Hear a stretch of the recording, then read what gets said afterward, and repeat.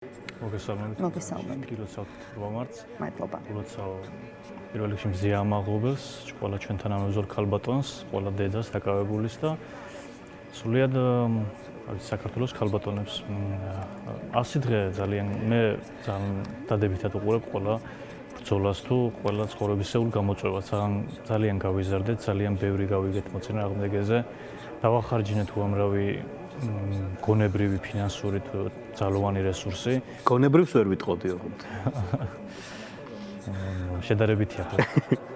შესაბამისად მე ვხედავ, რომ გავიცანეთ საოცარი ადამიანები პირველ რიგში და სხვა სოციუმი ჩამოვაყალიბეთ, გავიმარჯვეთ ბევრჯერ კონკრეტული ბრძოლებში, ნაძვისხის ანთების ბრძოლაში მაგალითად, ორი თებერვლის მაგისტრალის ბრძოლაშიც რაღაც დანაკარგებით, ჯარიმებით, დაკავებებით, ცემებით, მაგრამ გავართ რაც აგიჟებს რეჟიმს, მაგიტომაც ყოველ საღამოს რუსთაველზე აგზავნის მაინც ძალოვნებს, რომ იციან რომ მაინც იქ ხალხი მივა, თორე რომ იცოდნენ რომ არავინ არ მივა, არც არავის არ გააგზავნდა.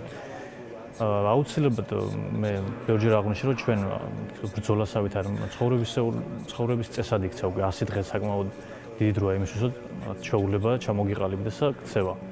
ამიტომ რა ვიცი, მივეჩვიეთ თითქოს ამ რუსთაველზე გასვლასაც ეგეთი რეჟიმი გვაქვს უკვე, მივეჩვიეთ ბრძოლას, ერთმანეთის დახმარებას, სოლიდარობის გამოხატვას და ცხოვრების წესი აქვს, როგორც მაგალითად, რა ვიცი, წყლის მას ვერ გადავეჩვევით, რა ვიცი, სანამ საჭიროა, ისე უნდა გავაგზავნოთ ეს ბრძოლაც.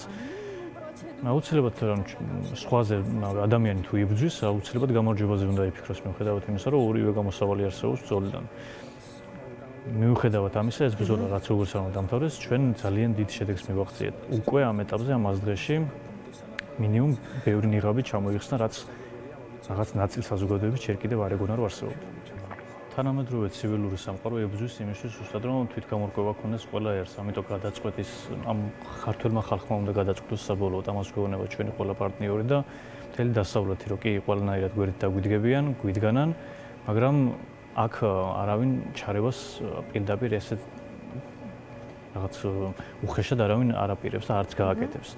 ზუსტად ეს იცის ამ რელიგიურმა ხელისუფლებამ და მიტომ ასე იქცევა იმ დასავლეთს, რომ შენვიათ იცის, რომ აქ ჩარით არავინ არ შემოუვარდება, თორე რო იცოდნენ, რომ რუსეთივით ვითომ ომიგინდა ისეთივე საფრთხებით რომ მოდიოდეს დაუშვათ რაღაც ბალტიის ქვეყნებიდან, იმათაც ალბათ რაღაც კრძალვით და დიდით მოექცეოდნენ, მაგრამ საბოლოო ჯამში მთელი სამყარო რაღაც ევოლუციის, დასავლური სამყარო ევოლუციის რაღაც წინა ნაბიჯებს გავს და აქეთ რაღაც რუსული რეკეტის პირობებში ვიმყოფებით. უნდა გადაწყდეს ხალხში, უნდა გამოიღვიძოს იმ ადამიანებმა, არ ვიცი, ვინც რაღაც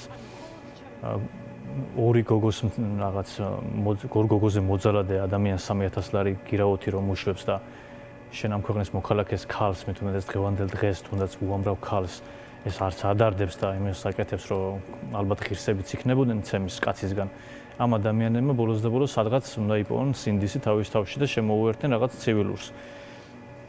დანარჩენი, მე როგორც რიგითი აქტივისტი, ჩემსაც ვაკეთებ, სოციალში იქნება, იქ ყოფნით იქნება თუ რაღაც სოლიდარობით და სიტყვიერად თუ ფიზიკურად. დანარჩენი პოლიტიკოსებმა უკეთიციან ჩემი აზრით საქმე, არავის ჭკუის დარიგებას არ დავიწყებ, ვერ დავიწყებ, არ მაქვს ამ ეტაპზე არანაირი გამოცდილება მათ, მაგრამ უნდა ეცადონ, რა თქმა უნდა, ყველაფერი და კიდევაც აკეთებენ, როგორც ვიცი, ახლა დასავლეთში ვიზიტები აქვს კიდევ სანქციებზე. ადვოკატების ძალიან მადლობელი ვარ, მე პირადად ამ ადამიანებს, რა ვიცი, 200-ჯერ მეც აკეთებენ, რაც შეუძლიათ, მაგრამ იმ ცირკში რა ვიცი, მაინც იმ ნებისყოფას მაინც რო პოულობენ, რომ სერიოზულად ისაუბრონ იქ და პირდაპირ არ ვთქვან მეორე მხარეს არაფერს იმედი არ აქვთ, ამასაც ძალიან ვაფასებ. დანარჩენი, რა ვიცი, უნდა გავაგრძელოთ, მე გამოსავალს ხედავ, ანუ გაუტეხლობაში და გაუჩერებლობაში, ანუ არც ვჩერდებით, არც უნდა გავჩერდეთ, იმიტომ რომ სხვა გზა არ გვაქვს, როგორც თქვით. უნდა ვიმოქმედოთ ჩვენ მეგობრებთან ერთად, რადგან ძალა ერთობაშია, ვიცით ჩვენ გერბზე რაც წერია და ჩვენი ეროვნული ლოზუნგი რაც არის და ვთხოვ ისევ იმ ადამიანებს, ვინც რაღაც ნიჰილიზმის გამო თუ რაღაცის გამო ან გაქცევაზე ფიქრობს ქვეყნიდან, მეც ყოფილი ვარ ამ ქვეყნიდან წასული, ძალიან ლეგალური გზით, ძალიან კარგი ვიზით გერმანიაშიც მიცხოვრია, მაგრამ საბოლოოდ მიდიხარ იმისთვის, რომ აქ რაღაც შექმნა და თუ აქაურობა წაგვართვეს და თავზე ჩამოგვენგრა, არც იქ წასვლას აღარ ექნება აზრი და იქედან გამოგზავნილ თანხებს. ვისაც ემიგრანტებს კიდე ჩამოსვლა შეგიძლიათ აქ ჩვენ გვერდით დგომა, ჩამომზადეთ სანამ ამის დრო არის და გთხოვთ გავაცნობიეროთ რამ ხელა ბოროტების წინაშე ვდგავართ.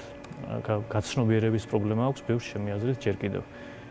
აი რამდენად დიდ რაღაც კგბ-ის ძალას უპირისპირდებით, იმიტომ რომ არც ერთ ჩვენი ზომის და ჩვენი რესურსის ქვეყნის ხელისუფლებას იმის შესაძლებლობები არ აქვს, რომ ამდენი ხანი ასეთი დაგეგმით ესე პროტესტი, რა ვიცი, ატეროროს და არეკეტოს ამდენი ხანი. ამიტომ კიდევ ერთხელ მადლობას ვუხდი ამ გაბედულ ადამიანებს პირველ რიგში, მაგრამ გვჭირდება მეტი იმ ადამიანებისგან, ვინც თითქოს შეშინებულია, თავს იზღვევს, რა ვიცი, და თავის დაზღვევის საშუალებით მე სახლებში შემოგივარდებიან საბოლოოდ და გთხოვთ გააცნობიეროთ და ძალიან რაციონალურად, გონებრივად გამართულად უბრალოდ დადგეთ ჩვენს გვერდით რუსთაველზე, იმიტომ რომ ეგ სიმრავლე აგიჟებთ დადასტურებულად, დამტკიცებულად იმ ადამიანებს.